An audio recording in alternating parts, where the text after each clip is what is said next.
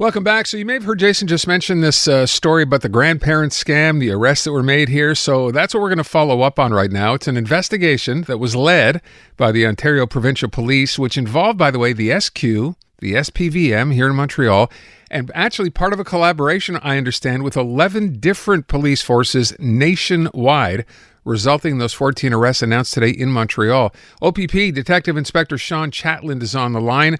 Officer, thanks for being with us this afternoon. Appreciate your time. Aaron, thanks so much for having me. Can you break this down? First of all, I read 14 arrests. Then I just heard on the news it's 14 arrests here in Montreal. Were there others? It was 14 arrests in the Montreal area. That's correct. Okay, and explain exactly how this worked and what I know we've talked about it. Explain, if you would, how the grandparent scam worked and how did you actually end up cracking this case? So essentially what would happen is these people would receive a phone call. It would be typically from somebody impersonating either a police officer or a family member that needed help. And over the course of the call, they would be deceived into believing that they needed to provide funds. And ultimately, large amounts of funds were collected by these criminals. Okay. And again, do they all basically work the same way? I realize that's the typical MO, right? I need money. Do they use in this particular case? I'm wondering, were they using AI here? Do you know? No, there was no, okay. As far as we've been able to tell in this case, no AI. Okay, because that's something apparently we've been told, as they get more sophisticated in these scams, you can expect that person on the other end of the line to actually sound like, that daughter, son, whoever it happens to be, which is even more worrisome.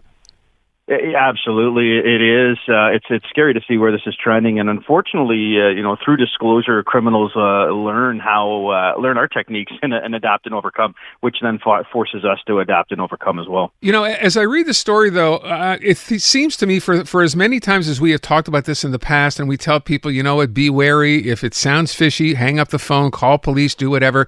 I'm going to guess in these particular cases, people, they panic and they don't want to take the chance and they just comply? Yeah, well, that was certainly probably a component of it, but in some instances they were just deceived, and that is the nature of fraud. And these individuals, you have to remember too, they're some of them seniors in our population, and some of them had medical issues and cognitive issues, and these criminals were aware of that and preyed on that in certain cases. And I think Jason mentioned how much money was involved here. How much was actually scammed? Well, we suggest going back to the beginning of the intelligence probe gathering phase, over $2.2 million. Wow. And as we said in the press conference, the unfortunate thing with fraud is that it's underreported, and we believe 5 to 10% is really what ends up getting reported to police. So very, very important if people are a victim of fraud that they report it to their local police, report it to the Canadian Anti-Fraud Centre. So you have 14 arrests in this particular case in the Montreal area. I guess next question is, any of that money that was, stolen from these people, do you recover any of that money? Is there a hope that can be done? Well, in this particular case, I was really proud of the investigative team. They were able to disrupt over $500,000 in funds that was headed towards this criminal element. So I'm really proud of the work that the investigative team did, both with the help of the Canadian Bankers Association and our Canadian financial institutions, to get out there and disrupt those funds so that people were not victims. Okay, so when you talk about banks, so I'm going to guess some of this money was taken out of bank accounts. This was not someone showing up at your house saying, you said you'd pay the money and they just give them money in cash. Both circumstances in this particular case, these criminals were very smart and advanced with how they were doing things. These victims were coached on what to say if they did go to the bank, and it was a very, very challenging situation. Can you describe? I've never heard that. So when you say they were coached, can you tell us now, based on what you found out, how that worked? What were they told to say? Well, that will form part of really the grounds before what's going to be in court. I encourage you, though, please, to follow along through the court's proceedings. I think what you'll find is that what they were being told and how they were being told it is shocking, it's vile, it's graphic, and hence the nature of some of the charges you're seeing being laid. All right, so I'm guessing you're talking, and I guess you can't say this, but I'm guessing they were threatening harm to that person on the other end if they didn't go ahead and do this. That's kind of what we're talking about. I would agree. I would absolutely agree with that, yes. With respect to a bank, if you are, in fact, you find out and someone just calls you out of the blue and you feel bad, or you're scared, whatever, and you're told to go to the bank. Should you at least, even though you've been warned not to do this, I would imagine that if someone sort of told the bank, look, this is what's happening, the bank has seen these cases happen before, is that a good thing to do, or should you just go ahead and do it and then hope for the best once, people like you and other police, departments would actually crack these cases?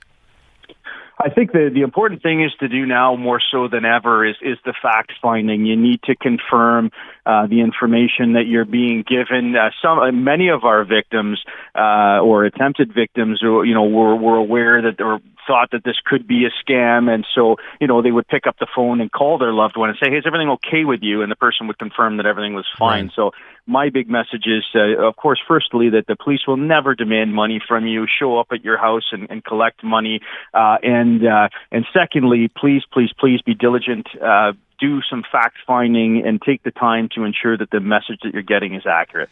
Can I ask, I wonder if I know you're not implying this, but I just wondered if it would be the case where you said there were both kinds, going to the bank as well as people showing up at your house asking for you to pay, I guess, in cash. Did some of these people who were investigated or have been charged here actually show up wearing police uniforms? No, we didn't have any evidence of that, no. Okay. And what are these people going to be charged with?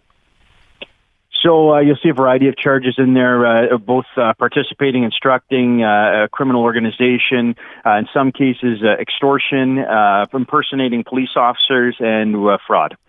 Okay. And I imagine this is going to take a while to wind its way through the court system, but we'll stay on top of the story. All right. Yeah, I wanted to absolutely encourage that, and thank you so much for taking the time to speak with me. It's very, very important that this message gets out, so thank you for your time. Appreciate it, and thank you for the great job here. And I imagine, we're talking about Montreal. Are there other places around the country where you found this going on as well? It can't be just here.